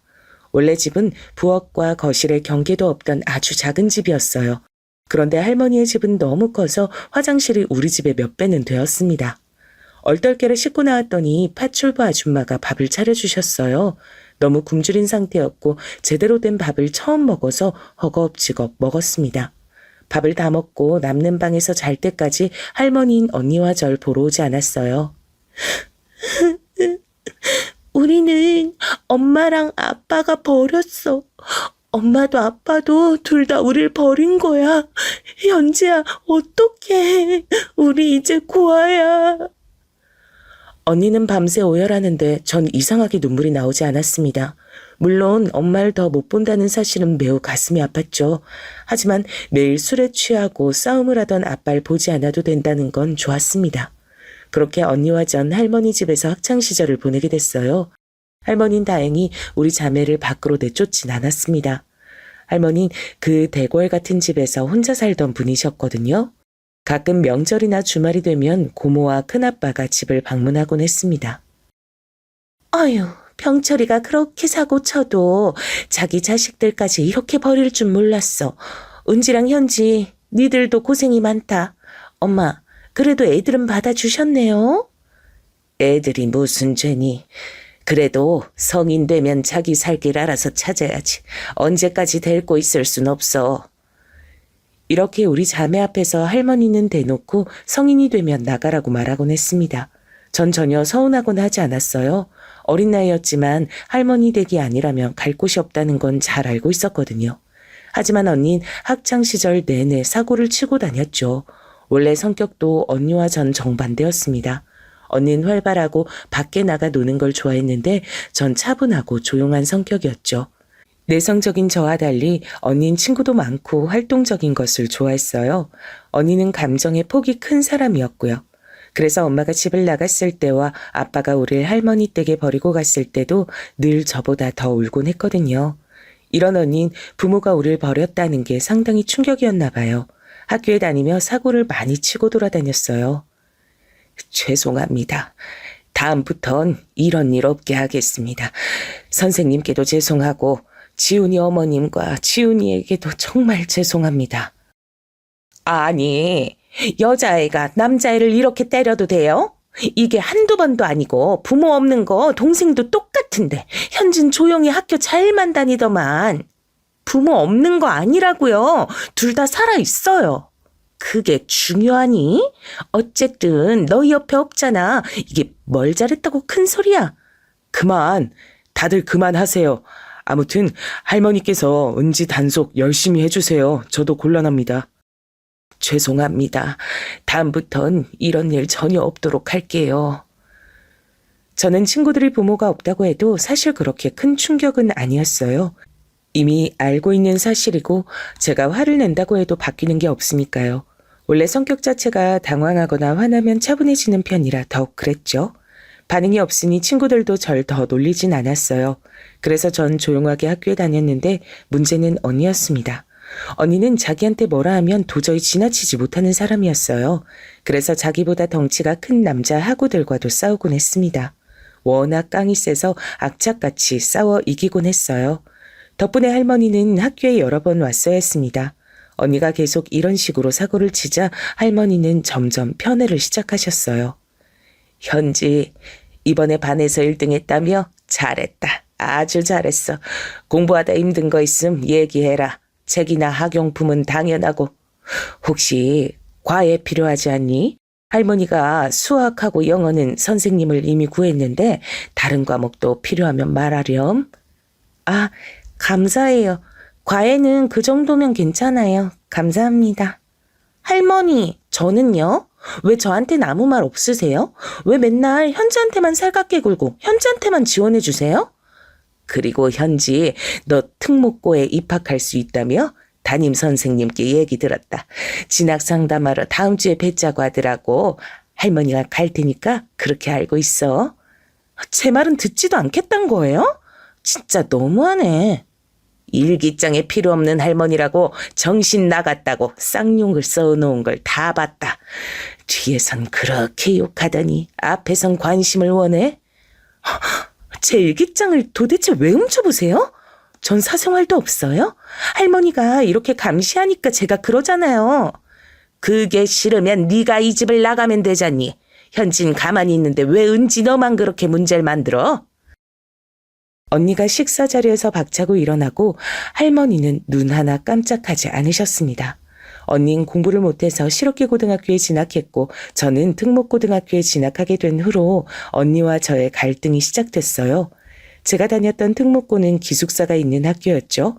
그래서 집에는 주말이 돼서 가곤 했습니다. 그럴 때마다 언니는 저를 투명인간처럼 취급했습니다. 언니, 나한테 뭐 화난 거 있어? 나 오랜만에 집에 오는데 왜 그래? 언니는 제가 아무리 말을 걸어도 들은 척도 안 했어요. 급기야 나중엔 저와 눈도 마주치질 않더라고요. 분명 엄마가 우릴 떠난 밤에 서로 의지하고 살아야 한다고 했는데 속상했습니다. 그리고 제가 집에서 나가 살기 시작하며 언니와 할머니의 갈등은 더 심해졌어요. 우리 현지 이제 방학이라 기숙사에서 나올 텐데 가만 보자. 현지 영어 연수하러 미국 갈래? 할미가 보내주마. 마침 네 고모가 미국 사니까 이번 방학은 거서 보내는 게 어떠냐. 미국이요? 저는 그러면 너무 좋은데. 안 그래도 학교 친구들이 미국 얘기를 해서 궁금했거든요. 그러면 내가 네 고모한테 말해서 데려가라 할게. 아마 다녀오면 영어 성적도 크게 오를 거다. 뭐 넌 이미 잘하지만. 식사 자리에서 저와 할머니가 둘이 얘기하는 시간이 늘어나며 언닌 급기야 나중엔 밥도 같이 먹지 않았습니다. 밤 늦게 집에 들어와서 잠만 자고 나가거나 혹은 집에 아예 들어오지도 않았죠. 어렸던 전 그런 언니와 친해지고 싶은 마음이 컸어요. 그래서 언니가 집에 있으면 일부러 가서 말을 걸었는데 그럴 때마다 언니는 저를 무시하곤 했습니다. 할머니, 저 미국 가는 거요. 혹시 언니도 같이 가면 안 될까요? 은지도? 은지겐 영어도 할 줄 모른 텐데 가서 뭐 하겠니? 저도 회화는 부족하고 제가 언니 책임지고 돌아다닐게요. 네가 한번 얘기해봐라. 둘이 얘기하고 정리되면 나한테 말해. 할머니는 대놓고 반대하진 않으셨어요. 전 언니에게 같이 미국에 가자고 대화를 했습니다. 그런데 언니는 계속 저를 피했죠. 노골적으로 사람을 무시하고 말을 걸어도 대꾸도 해주지 않았습니다. 결국 미국은 저 혼자 다녀오게 됐습니다. 이 뒤로도 언니는 저를 사람으로 취급하지 않았습니다. 당연히 속상했지만 할 수 있는 게 없었어요. 지원을 넉넉하게 해주시는 할머니께 감사해서 공부나 열심히 했습니다. 할머니는 명예와 남들에게 보이는 시선을 중요하게 생각하시는 분이셨어요. 그래서 제가 공부로 두각을 보이자 매우 좋아하셨습니다. 할머니가 좋아하니 전 부모에게 받지 못한 애정을 받아 기뻤어요. 물론 언니와의 관계는 여전히 숙제였지만 할머니와는 더욱 가까워졌습니다. 그러다 언니는 실업계 고등학교를 졸업하고 저보다 언니가 대학에 먼저 가게 됐죠. 언니는 공부를 전혀 하지 않아서 동네에 있던 전문대에 진학하게 됐습니다. 여기서 문제가 발생했어요. 현지는 방학 때 미국도 보내고 온갖 사교육은 다 시켜주면서 전 입학금도 못 주는 게 말이나 되나요? 할머니, 저도 할머니 손녀잖아요. 왜 이렇게 대놓고 차별하시는 거예요? 그럼 네가 현지처럼 공부를 열심히 하든가 그것도 아님 착하기라도 하든가. 사고란 사고는 다 치고 다녀서 내가 동네 창피해서 얼굴을 못 들겠더라. 너야말로 양심이 있니? 성인이 될 때까지 아무런 대가 없이 키워준 은혜는 몰라? 부모한테 버림받고 할머니한테 버림받고 전 아주 그냥 태어나지 말았어야 했어요? 등록금만 내주세요. 나머진 제가 알아서 할게요. 할머니 눈에 안 보이게 나가서 살 테니까 등록금만, 입학금만 내주세요. 내가 왜 그래야 하니? 난 예전부터 성인이 되면 독립하는 거라고 늘 말했어. 그게 두려웠으면 네가 현지처럼 자기 몫을 챙겼어야 하지 않니? 언니는 대학 입학을 앞두고 할머니와 갈등이 깊어졌어요. 할머니는 일반 대학도 아니고 전문대에 들어간 언니를 지원해주지 못하겠다고 하셨거든요. 온갖 사교육이란 사교육을 다 받는 저와 비교된다며 언니는 거실에서 소리를 지르며 울기 시작했습니다. 그 모습을 보며 저는 할머니와 언니 둘 중 누구의 편을 들지 모르겠더라고요. 급기야 언니의 분노의 화살은 저로 돌아왔습니다. 엄마가 우리 버린 날 기억해? 그때 서로 의지하고 살라고 했는데 이건 다 너 때문이야. 네가 우리 자매 사이를 망친 거야. 언니 진정해. 잠시만. 아니. 가만히 있는 현지 괴롭히지 말고 당장 나가. 나는 너랑 더는 볼 일 없다. 그렇게 언니는 정말로 집을 나가게 됐습니다. 할머니는 저러다 본인이 숙이고 올 거라며 절 다독였죠. 언니와 할머니의 갈등이 빨리 끝나는 것이 제때의 제 소원이었습니다. 최대한 전 그래서 다른 생각을 하지 않으려고 공부에 집중했어요. 새벽에 잠도 자지 않고 공부한 덕에 전 서울에 있는 유명한 명문대에 입학하게 됐습니다. 우리 현지 그동안 고생 많았다. 할미는 네가 너무 자랑스러워. 자, 다들 우리 현지의 입학을 축하하러 와줘서 고맙다. 난 현지가 작년에 우리 집 왔을 때 놀랬잖아. 내 성적이어도 미국인들하고 대화를 잘하더라고. 그때부터 난 현지가 잘 될 줄 알았지. 기숙사에서 외로웠을 텐데 이렇게 공부로 서울 명문대까지 가고 우리 집안 가문의 자랑이다. 자랑스러워. 고생 많았다. 현지 이제 행복한 대학생활 하면 되겠어. 은지는? 언니는 어디 갔어? 이 사람아. 그걸 왜 여기서 말해? 오늘 현지 입학 축하 자리인데. 어머, 미안해요. 내 입이 방정이네. 축하해 주셔서 다들 감사드려요. 저는 할머니가 도와주지 않았으면 입학 못했을 거예요. 좋은 자리에 이상한 말 말고 다들 즐겁게 지내다가 현지는 대학 등록금은 전혀 걱정하지 마. 충분히 집에서 통학 가능하니까 할머니는 네가 통학했으면 좋겠구나. 네, 그렇게 할게요. 저도 혼자 사는 건 당분간 피하고 싶어서요. 언니는 대학 등록금 사건 때 집을 나가고 한 번도 집에 오지 않았어요. 말 그대로 가출했던 거죠. 전 그런 언니가 걱정돼서 연락을 많이 했지만 전혀 받질 않았습니다. 언니는 흔적도 하나 남기지 않고 우리를 떠났어요. 그렇게 저는 부모님과 언니와 4명이서 살던 건 마치 꿈처럼 느끼게 됐습니다. 아빤 언니와 절 할머니에게 맡기고 한 번도 얼굴을 보이지 않았어요. 할머니가 지나가듯 말씀하신 걸 들어보면 할머니와는 종종 연락을 주고받는 것 같았습니다. 하지만 제가 아빠를 볼 수 있는 방법은 없었죠. 대학에 입학한 전 새로운 환경에 적응하느라 바빴어요. 그래서 언니를 잠시 잊고 있었습니다. 원래 공부하던 습관이 있어 대학에 가서도 열심히 공부하느라 바쁘기도 했어요. 그러던 어느 날이었습니다. 갑자기 핸드폰으로 모르는 번호가 떠서 받았더니 경찰이었어요. 살면서 경찰이 저에게 전화할 일이 없는데 너무 놀랐죠. 이은지 씨 동생분 되시죠? 지금 이은지 씨가 병원에 있는데요. 병원비 낼 돈이 없다고 하시네요. 동생분 지금 여기로 와주시겠어요? 경찰의 말을 듣고 너무 놀랐습니다. 들어야 하는 수업도 듣지 않고 바로 병원에 갔는데 전 너무 놀라 할 말을 잃었습니다. 3년 만에 본 언니는 매우 야위어 있었어요. 몰골이 너무 안 좋아 보자마자 눈물이 나올 지경이었습니다. 근데 언니의 상태보다 제가 더 놀랐던 건 바로 언니 옆에 있던 아기였어요. 대략 돌쟁이로 보이는 아기가 언니한테 엄마라고 부르더라고요. 언니, 아니 이게 무슨 일이야. 그래, 일단 병원비 내가 내고 올게. 잠시만 기다려. 병원비를 내고 왔더니 언닌 그새 도망갈 준비를 하고 있더라고요. 그런 언니를 붙잡고 여러 번 설득하니 드디어 입을 열었습니다. 언니 입에서 들린 내용은 충격적이었어요. 전문대엔 결국 입학금 못 내서 못 갔어. 공장에 돈 벌러 갔다가 거기서 어떤 남자를 만났어. 너도 내가 애정결핍이 있었던 건 알지? 너무 잘해줘서 거기 넘어갔는데 임신하니까 나를 떠나더라. 그래서 아기 낳고 혼자 키웠어. 공장에서 번 돈으로 버티고 버텼는데 아기가 아프니까 도저히 감당이 안 되더라. 대출받은 것도 다 쓰고 빚밖에 없어. 사채도 썼는데 모르겠어, 현지야. 언니 힘들어. 힘든데 너 생각만 나더라. 할머니한테 도저히 연락할 순 없었어. 언니의 말을 듣는데 전 눈물이 나오기 시작했어요. 원래 언니가 감정적이라 눈물이 많고 전 차분했잖아요. 근데 그땐 제가 오열하고 언니는 우는 아이와 절 달래며 차분한 상태였죠. 차분하다기보다 그것은 해탈에 가까웠습니다. 도저히 발길이 떨어지지 않아 언니가 사는 집에 갔더니 그 집 상태를 보고 저는 기절하는 줄 알았어요. 좁지? 고시원은 아기가 울어서 쫓겨났고 어쩔 수 없이 사는데 월세가 3달이나 밀렸어. 다행히 주인 아줌마가 아기 안쓰럽다고 기간을 늘려주긴 했는데 모르겠다. 곧 쫓겨날 것 같아.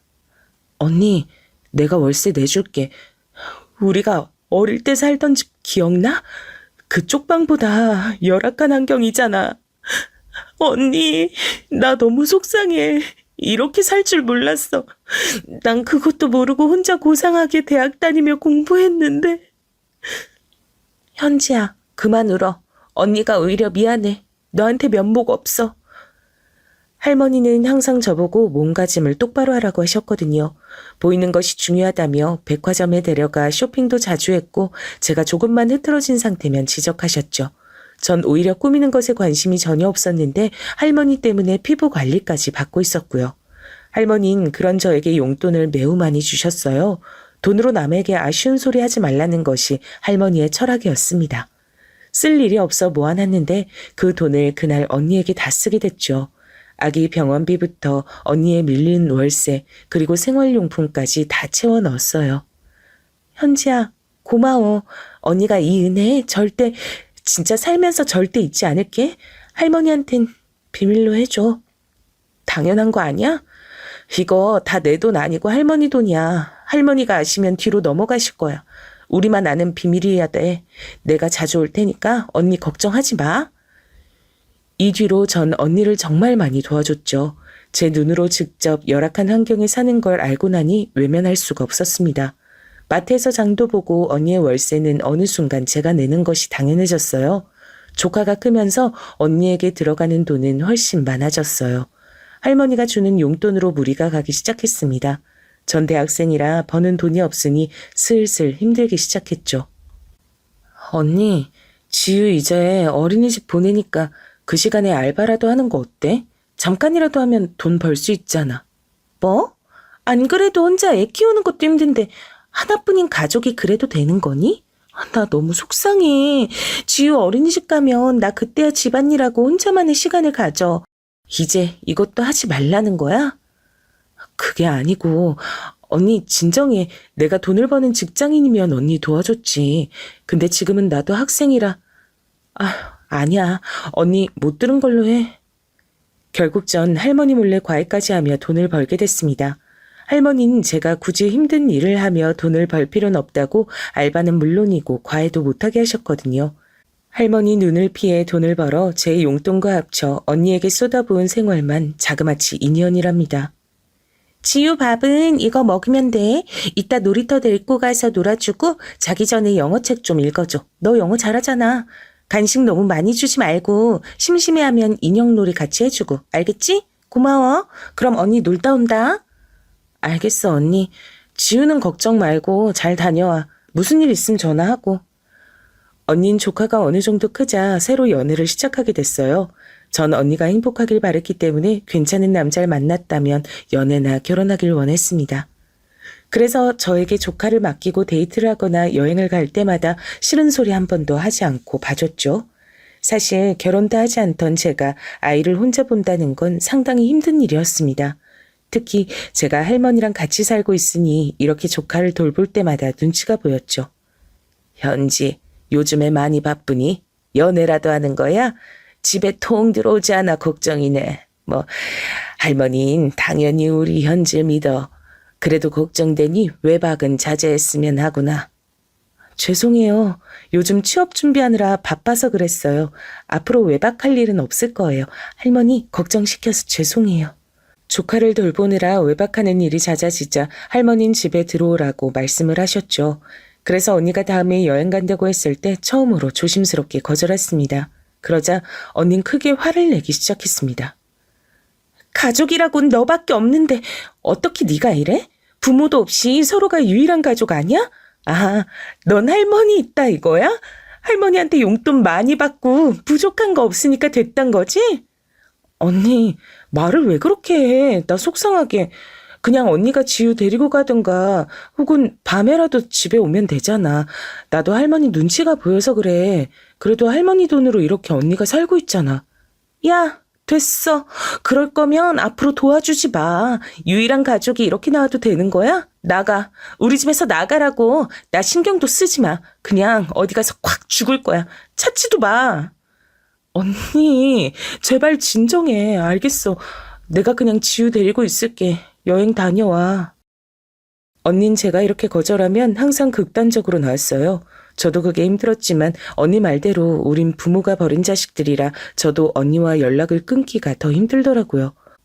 속으론 휘둘리지 않아야 한다고 생각해도 막상 언니와 조카가 사는 모습을 보면 마음 한쪽이 아팠습니다.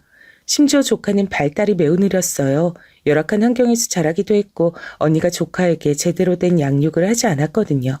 제가 보다 못해서 데리고 다니며 건강한 음식을 먹일 정도로요. 그러다 전 대학을 졸업하고 취업하게 됐습니다. 사실 저는 결혼에 관해 깊게 생각해 본 적이 없어요. 연애도 한번 경험해 본 것이 다였죠. 어릴 때 아빠가 워낙 책임감 없는 모습을 우리 앞에서 많이 보여줘서 남자에 대한 신뢰도 크지 않았습니다. 자라면서 할머니 밑에서 자라서 제대로 된 남자를 본 건 큰아빠가 유일했죠. 그래서 연애하며 크게 즐겁지 않았습니다. 이런 제 마음과 달리 할머니는 제가 결혼을 하는 걸 원했어요. 옛날 뿐이라 대학 졸업하면 바로 결혼해야 한다고 생각했죠. 매번 만나는 친구가 없냐고 물으셨는데 그런 때마다 없다고 하니 급기야 선자를 잡아오셨습니다. 부담스러워 거절했는데 할머니는 계속 나가길 원하셨어요. 나도 이제 점점 몸이 예전 같지 않다는 게 느껴져. 현진이가 결혼해서 자식 낳는 걸 보고 죽고 싶다. 미워도 핏줄이라는 게 얼마나 중요한지 아니? 나중에 너 혼자 얼마나 외롭겠어. 내가 여기저기 수소문해서 알아온 선짜리니까 나가봐. 할머니가 제 대학 등록금부터 용돈까지 다 지원해 주신 건 생각하니 참 죄송하더라고요. 이렇게 대기업에 취업하게 된 것도 다 할머니 덕분이었죠.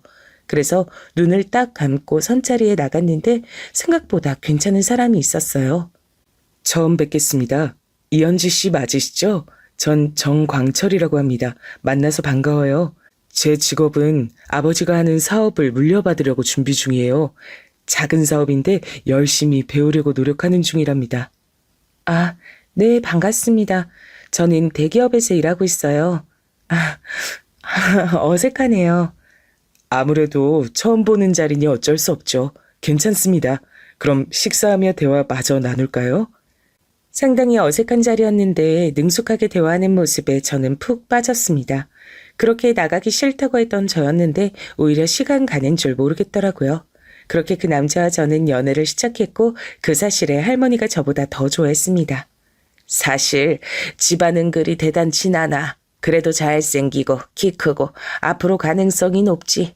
할미는 현진이가 결혼 전제로 만난다는 사실 자체가 기쁘다. 결혼할 때 비용은 전혀 걱정 말고. 알았어?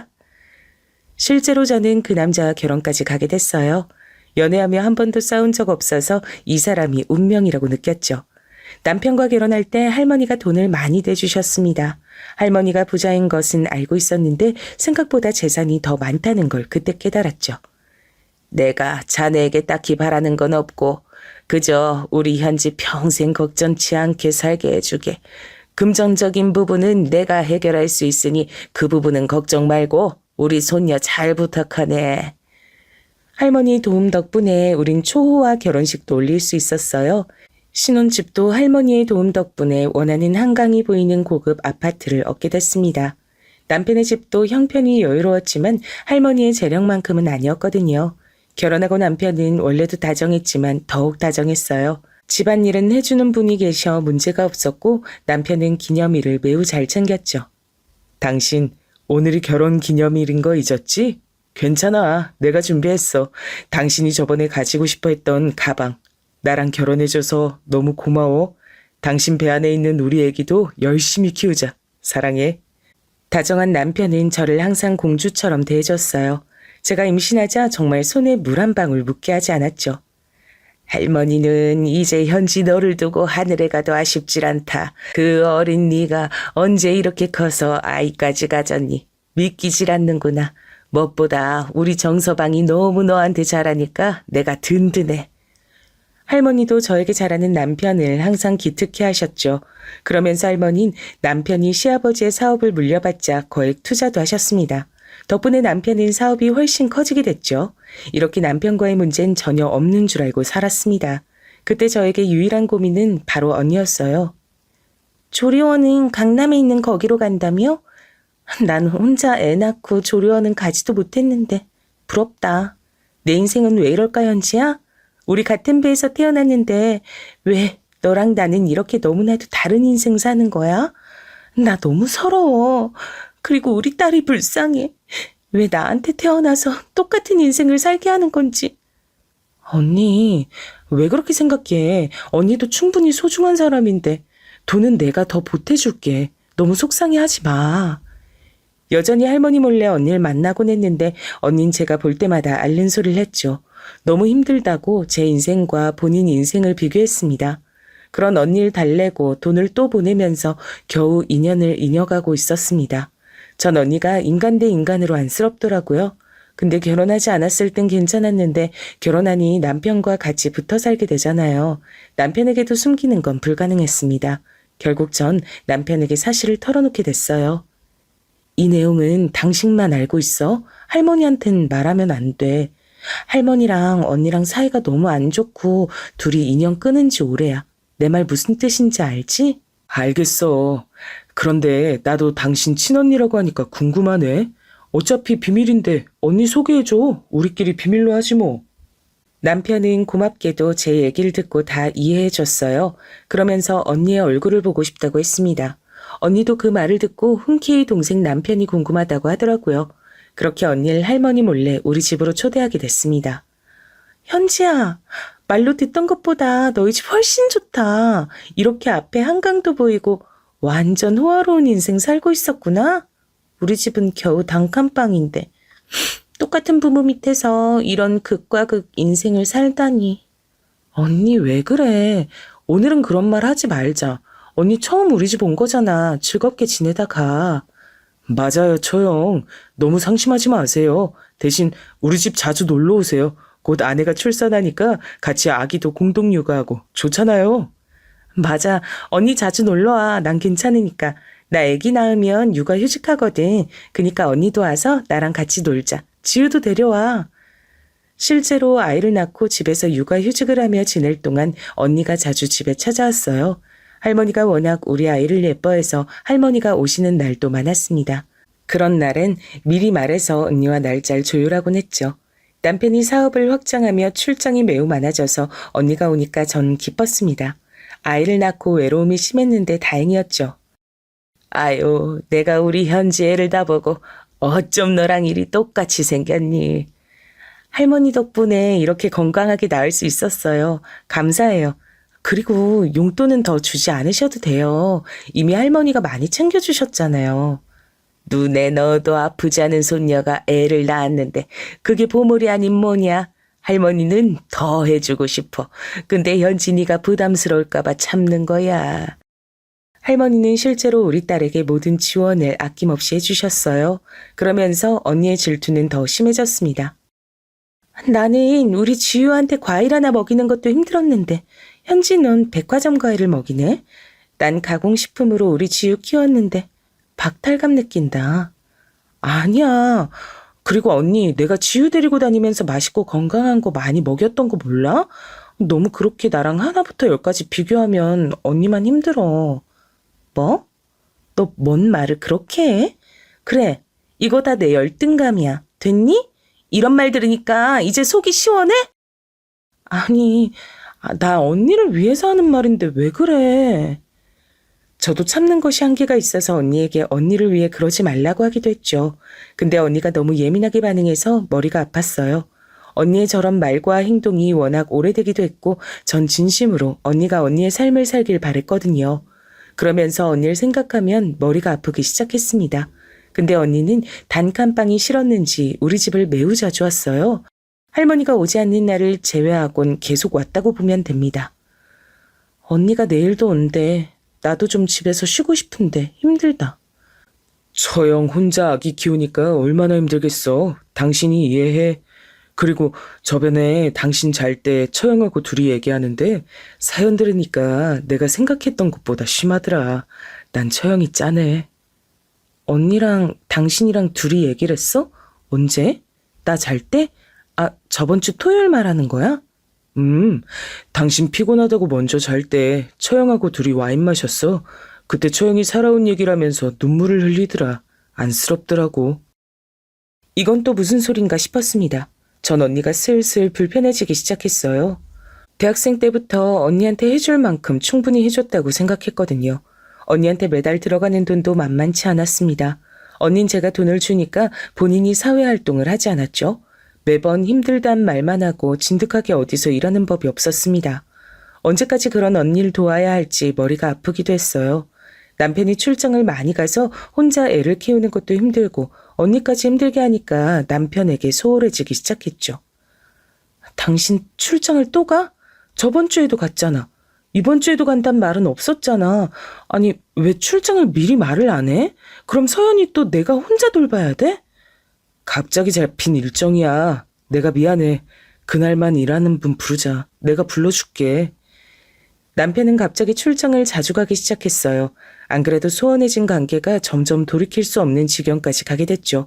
대화가 없어지고 서로 불편한 관계가 됐습니다. 할머니에겐 차마 말할 수가 없었어요. 제가 결혼하고 애 낳은 것이 할머니의 행복이었으니 말할 수가 없었죠. 남편과 하루에 말을 한 번도 하지 않는 날이 생기기 시작했습니다. 어젠 출장도 아니면서 왜 이렇게 늦게 들어왔어? 애기는 나 혼자 봤잖아.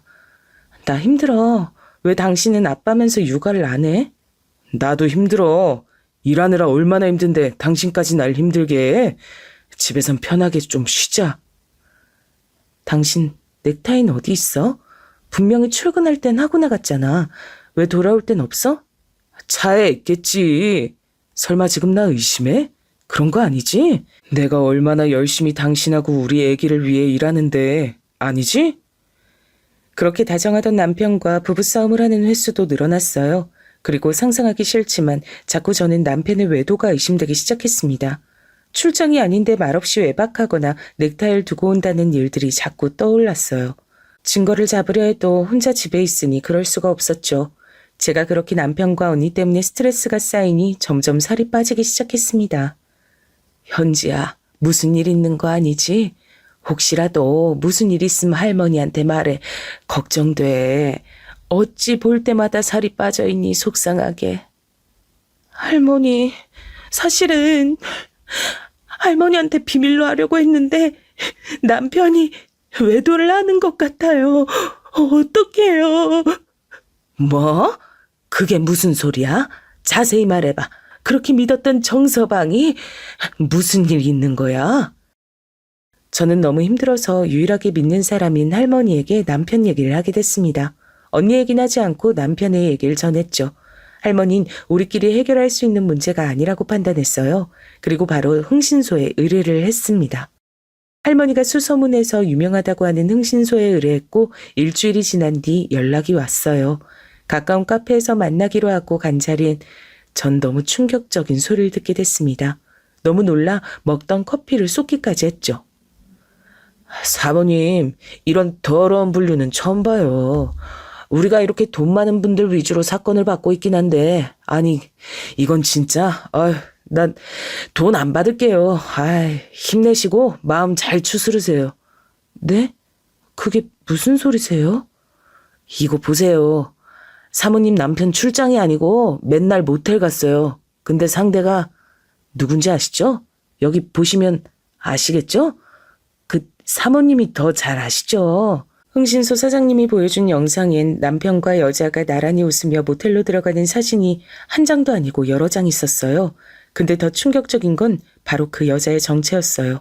왜냐면 그 여자는 제가 너무 잘 아는 사람, 바로 우리 언니였습니다. 다른 사람도 아니고 친언니와 남편이 바람났던 거였죠. 보자마자 눈물이 차오르고 손이 덜덜 떨렸습니다. 그런 저를 흥신소에서 오히려 안타깝게 여기더라고요. 할머니, 나 어떡해요? 할머니, 이거 어떡하면 좋아요? 나 죽고 싶어. 현지야, 무슨 일이야? 일단 빨리 할미 집으로 와. 도대체 무슨 일이야? 할머니, 남편 바람난 거 맞아요. 그런데 상대가 은지 언니예요. 뭐라고? 은지? 네 친언니? 연락 오래 끊긴 그 은지? 아니, 은지가 도대체 어떻게 네 남편을 알아? 저는 놀란 가슴을 진정하고 심호흡을 몇 번 했어요. 겨우 정신을 차리고 택시를 타고 할머니 집으로 갔죠. 할머니도 너무 놀라 얼굴이 하얗게 질렸고요. 할머니를 보자마자 눈물이 다시 나왔습니다. 겨우 진정하고 그동안 있었던 일을 쭉 얘기했어요. 그럼 현지 너는 대학생 때부터 네 언니한테 돈을 바친 게야? 세상에, 난 그것도 모르고 이게 무슨 일이니?